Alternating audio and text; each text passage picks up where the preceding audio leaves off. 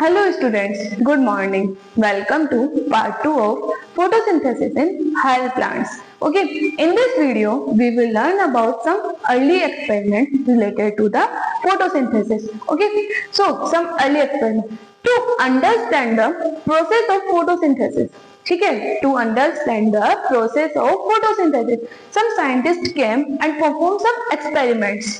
ठीक है, कि कैसे फोटोसिंथेसिस का प्रोसेस होता है, उसके अंदर क्या क्या चीजें की रिक्वायरमेंट है, ठीक है, एंड ये नेसेसरी क्यों है. ओके, तो इसके अंदर सबसे पहले एक साइंटिस्ट है जोसेफ प्रिस्टले.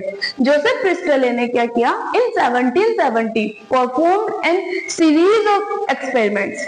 क्या किया, एक सीरीज ऑफ एक्सपेरिमेंट्स परफॉर्म किए and reveal that the essential role of air in the growth of green plants. ठीक है, इन्होंने एक सीरीज ऑफ एक्सपेरिमेंट्स परफॉर्म किए एंड ये बताया कि जो एयर है उसका क्या रोल है in the growth of green plants.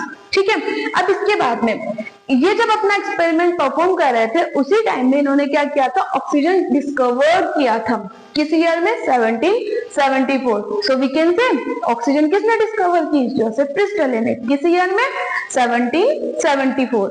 ठीक है, अब प्रिस्टले's ऑब्जर्वेशन, अब प्रिस्टले ने अपना एक्सपेरिमेंट परफॉर्म किया और कुछ ऑब्जर्वेशन दिए. ठीक है, तो उन्होंने सबसे पहले एक एक्सपेरिमेंट परफॉर्म किया. उन्होंने क्या किया, एक बेल जार लिया. बेल जार मतलब एक क्लोज्ड स्पेस. ठीक है, उस closed space of bell jar के अंदर उन्होंने क्या किया, एक बर्निंग कैंडल को रखा.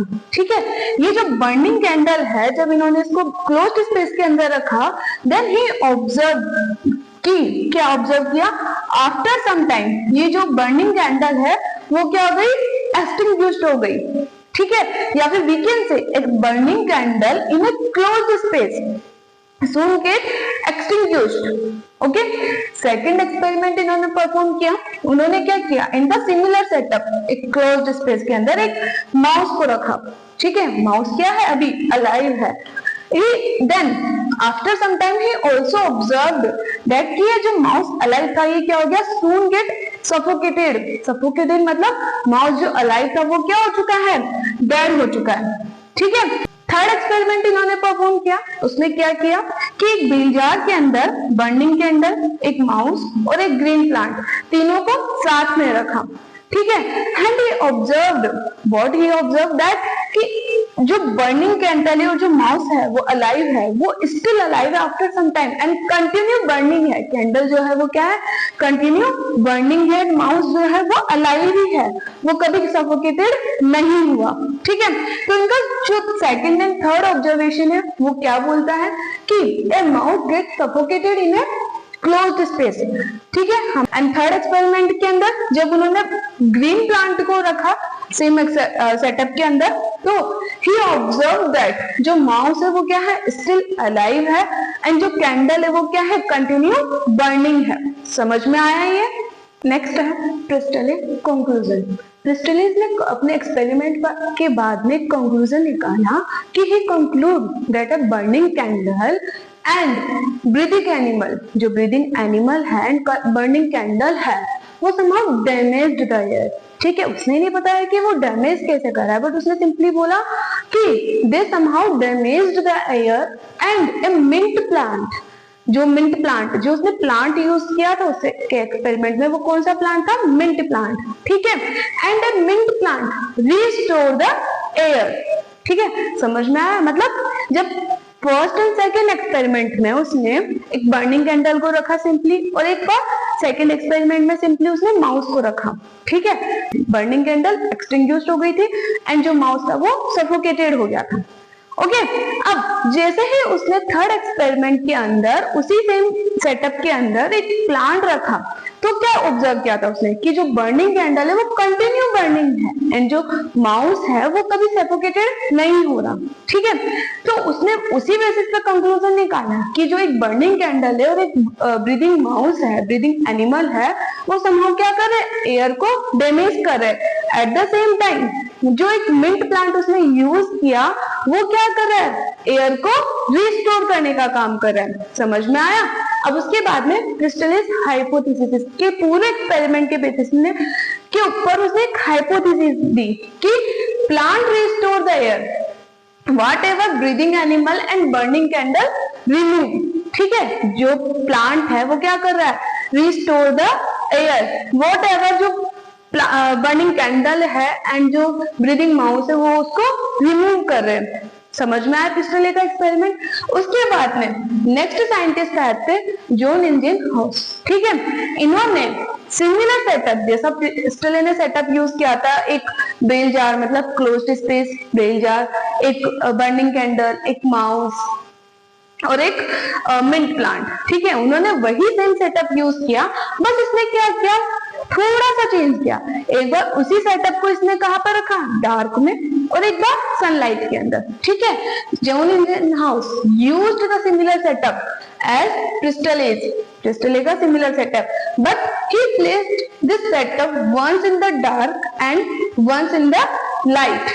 Okay, once in the dark and once in the light. After that इसने ये सेटअप यूज करके once in the dark and once in the light उस सेटअप को रखने के बाद में कुछ ऑब्जर्व किया। ठीक है, तो जो जॉन इंजिनहाउस ऑब्जर्वेशन, उसका उस एक्सपेरिमेंट के बेसिस पे क्या ऑब्जर्वेशन था कि जो ऑब्जर्व किया that the sunlight is essential.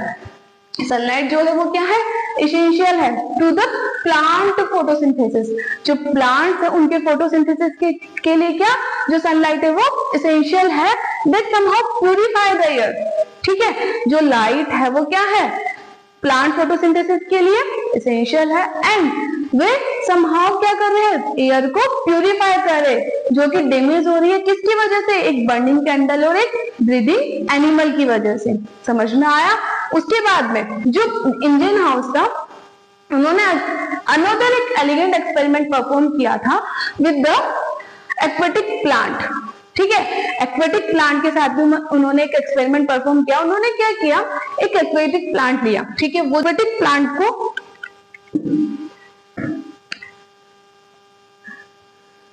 यहाँ पर हम एक रफ डायग्राम से समझ रहे हैं। ठीक है, ये वाटर है। ठीक है, वाटर के अंदर एक एक्वेटिक प्लांट है। ओके, अब ये जो एक्वेटिक प्लांट उसने लिया, इस एक्वेटिक प्लांट को इसने क्या किया, once in the dark and once in the light रखा।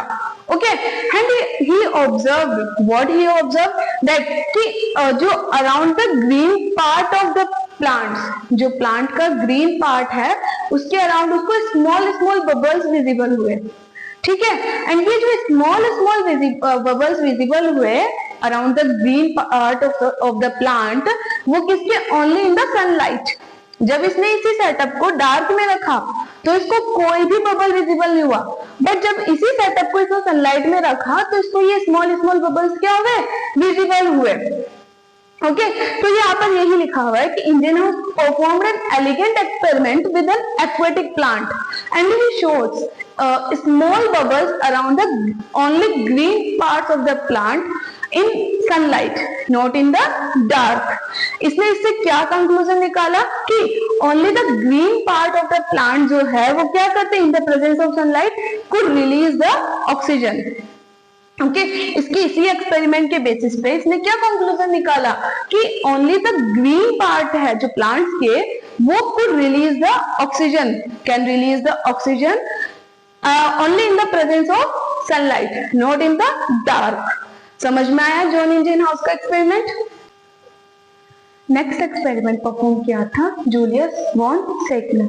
जूलियस वॉन सेटलर ने क्या किया था, he provided the evidence for the production of glucose in the green part of the plant when plant grow।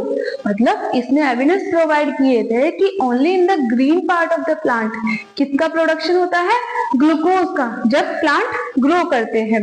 ठीक है, उसके बाद में his later studies showed that the green substance in the plants, जो ग्रीन सब्सटेंस है plant के अंदर, उसको हम किस नाम से जानते हैं, क्लोरोफिल के नाम से। ठीक है, is located in specific bodies within the plant cell.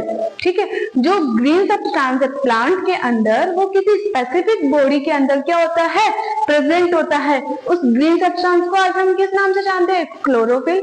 And वो जो बॉडीज है उन बॉडीज को किस नाम से जानते हैं, क्लोरोप्लास्ट के नाम से। ठीक है, इन green plants in green plants, only in the green part क्या होता है, ग्लूकोज सिंथेसाइज होता है। ठीक है, ग्लूकोज का क्या होता है, सिंथेसाइज होता है, जो कि यूजुअली स्टोर होता है किस फॉर्म में, स्टार्च की फॉर्म में। तो इन green part of plants glucose is synthesized which usually stored as starch। समझ में आया।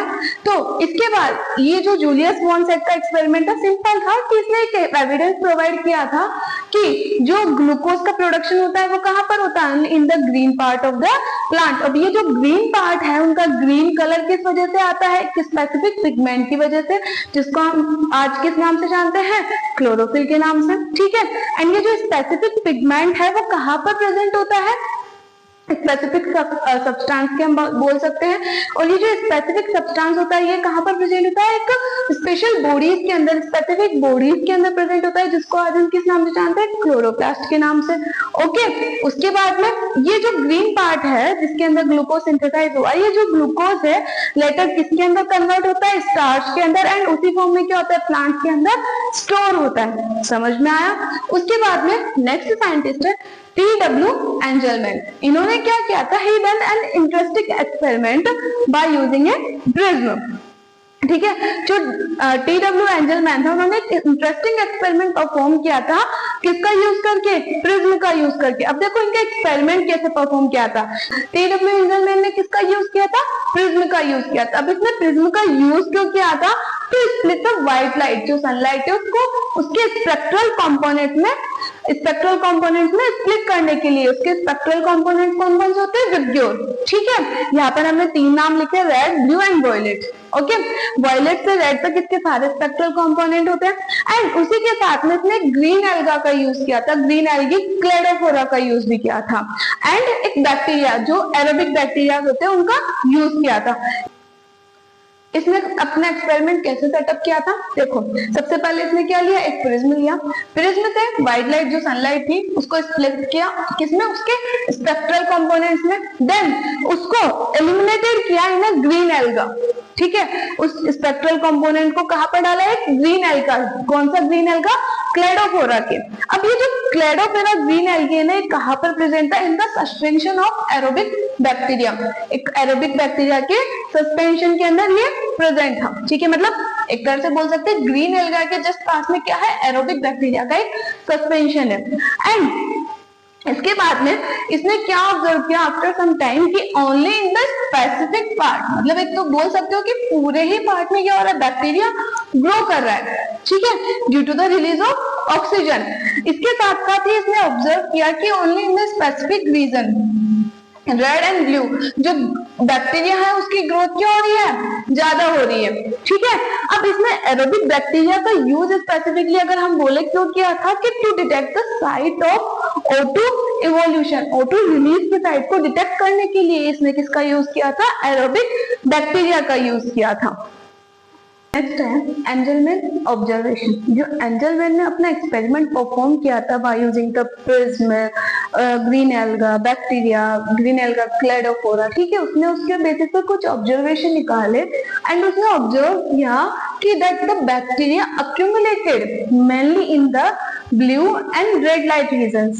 ठीक है, जो बैक्टीरिया है वो ओवरऑल अक्यूमुलेट हुआ है, बट मेनली अगर हम बात करते हैं तो red and blue light region के अंदर क्या होता है, वो अक्यूमुलेट हो रहा है। And the first action spectrum of photosynthesis was first described by the T.W. Angelman. जो एक्शन स्पेक्ट्रम था फोटोसिंथेसिस का, वो फर्स्टली किसने डिस्क्राइब किया था, एंजलमैन ने। एंड ये जो action spectrum of chlorophyll photosynthesis है वो क्या बोलते हैं, रिजेम्बलेंस शो करता है रफली with the observation spectrum of chlorophyll A and B. ये सारा ऑब्जर्व किया था किसने, T.W. एंजलमैन ने। T.W. एंजलमैन ने ही ऑब्जर्व किया, बताया है कि first action spectrum of photosynthesis was first describe by the T.W. Angelman. ठीक है, एंड जो एक्शन स्पेक्ट्रम ऑफ फोटोसिंथेसिस है वो रफली रिजेम्बलेंस शो कर रहा है किसके साथ में, to the observation spectrum of chlorophyll A and B के साथ में। समझ में आया।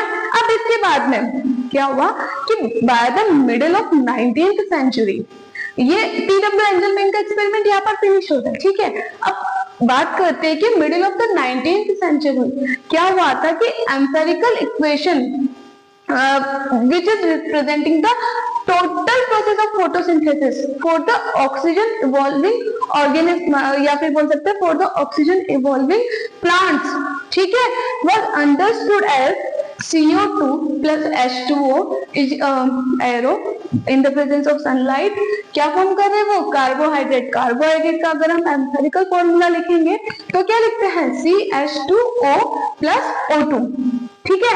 ये जो एम्पेरिकल इक्वेशन है for the representing the total process of photosynthesis for the oxygen revolving organism कौन सी सेंचुरी में पता चली थी? By the middle of 19th century में। समझ में आया ये? Next experiment performed by scientist Cornelius von Leen. ये जो साइंटिस्ट थे वो क्या है? एक माइक्रोबायोलॉजिस्ट थे, ठीक है। He studied on a purple and green bacteria। इन्होंने किस पर स्टडी किया था? पर्पल एंड ग्रीन बैक्टीरिया पर स्टडी किया था एंड डेमोन्स्ट्रेटेड दैट जो फोटोसिंथेसिस रिएक्शन है वो क्या है? एसेंशियली एक लाइट डिपेंडेंट रिएक्शन है। जो फोटोसिंथेसिस रिएक्शन है वो क्या है? एसेंशियली एक लाइट डिपेंडेंट रिएक्शन है जिसमें in which hydrogen form a suitable oxidizable compound reduce carbon dioxide into the carbohydrate। क्या जो फोटोसिंथेसिस रिएक्शन है उसमें क्या होता है? हाइड्रोजन फॉर्म में suitable oxidizable compound reduce the CO2 carbon dioxide into the carbohydrate. Okay, तो इन्होंने एक रिएक्शन लिखी two H2A plus CO2 in the presence of sunlight 2A plus CH2O plus H2O। अब आप लोग सोचोगे कि यहाँ पर हमने A क्यों लिखा, O क्यों नहीं लिखा, मतलब सिंपली H2O क्यों नहीं राइट डाउन कर दिया यहाँ पर? तो इसका रीजन है कि अब देखो जितने भी ऑर्गेनिज्म है अर्थ पर जो कि फोटोसिंथेसिस कर रहे हैं, जरूरी नहीं है कि वो फोटोसिंथेसिस के अंदर H2O का ही यूज करे एज अ ऑक्सीडाइजेबल कंपाउंड या फिर बोल सकते हैं हाइड्रोजन डोनर। कुछ ऐसे भी ऑर्गेनिज्म होते हैं या फिर बोल सकते हैं कुछ ऐसे बैक्टीरिया है, like for example green and purple sulphur bacteria. ये क्या करते हैं? H2O की जगह H2S का यूज करते हैं for the hydrogen donor compound, ठीक है। इसीलिए यहाँ पर हमने क्या लिखा? H2A plus CO2 in the presence of sunlight 2A plus CH2O plus H2O। मतलब हमने क्या ये जो साइंटिस्ट थे वॉन लीन उन्होंने ये राइट डाउन किया। अब इसके बाद में हमने बोला भी जस्ट कि जो purple and green sulphur bacteria होते हैं वो क्या करते हैं? H2S का यूज करते हैं as a hydrogen donor instead of the H2O, ठीक है। द ऑक्सीडेशन प्रोडक्ट, अब जो इनका ऑक्सीडेशन प्रोडक्ट होगा वो ऑब्वियसली O2 तो नहीं होगा, H2O का यूज ही नहीं हो रहा है तो O2 कहां से आएगा? H2S का यूज हो रहा है, तो इनका जो ऑक्सीडेशन प्रोडक्ट होता है वो क्या होता है? या तो सल्फर होता है सिंपल या फिर सल्फेट होता है, ठीक है। And depending on the organism कि सल्फर होगा या सल्फेट होगा वो किसके ऊपर डिपेंड करता है? ऑर्गेनिज्म के ऊपर डिपेंड करता है, ओके। अब उसके बाद में ये इन्फर्ड दैट O2 जो होती है वो evolve by the green plants. जो ग्रीन प्लांट्स है वो किसको? O2 को इवॉल्व करते हैं। वो कहां से आती है? Come from the H2O, not from the CO2। इसने ये पूरी रिएक्शन करी एंड उस रिएक्शन के बेसिस पे इसने ये भी बता दिया कि जो O2 है वो कहां से इवॉल्व हो रही है? H2O से इवॉल्व होती है, CO2 से नहीं होती है। And later proved by using radio isotopic techniques का यूज करके इसको प्रूव भी किया गया कि जो O2 है वो कहां से आ रही है? H2O से आ रही है। अब आपके माइंड में क्वेश्चन आएगा कि रेडियो आइसोटोपिक टेक्निक्स का कैसे यूज किया? तो हम सिंपली अभी हम आगे के वीडियोस में इस चीज को डिस्कस करेंगे। सिंपली हम यहाँ बोल सकते हैं कि जो ऑक्सीजन होती है ना उसके रेडियो आइसोटोप्स होते हैं, ठीक है। तो उन्होंने उन रेडियो आइसोटोप्स का यूज करके क्या किया? ये डिटेक्ट किया कि जो ऑक्सीजन है वो कहाँ से आ रही है? H2O से आ रही है। एंड जो करेक्ट इक्वेशन है फोटोसिंथेसिस वो यहाँ पर राइट डाउन की 6CO2 plus 12 H2O light 6H12O6 plus 6 H2O plus O2, ठीक है। पहला हमारा डाउट था जो क्लियर हो चुका है। जो O2 है वो कहां से आ रही है? H2O से आ रही है। अब इसका जो कार्बन है CO2 का वो किसके अंदर यूज होता है? CO2 का जो कार्बन है वो कार्बोहाइड्रेट के फॉर्मेशन में यूज हो रहा है, एंड जो ऑक्सीजन है वो भी कहाँ पर यूज हो रहा है, कार्बोहाइड्रेट के फॉर्मेशन में, एंड जो वाटर रिमूव हो रहा है उसमें H2O का जो हाइड्रोजन है वो किसके अंदर यूज हो गया, या तो कार्बोहाइड्रेट के फॉर्मेशन में, या अगेन वाटर जो निकल रहा है रिएक्शन फोटोसिंथेसिस रिएक्शन के अंदर उसके अंदर यूज हो गया। समझ में आया?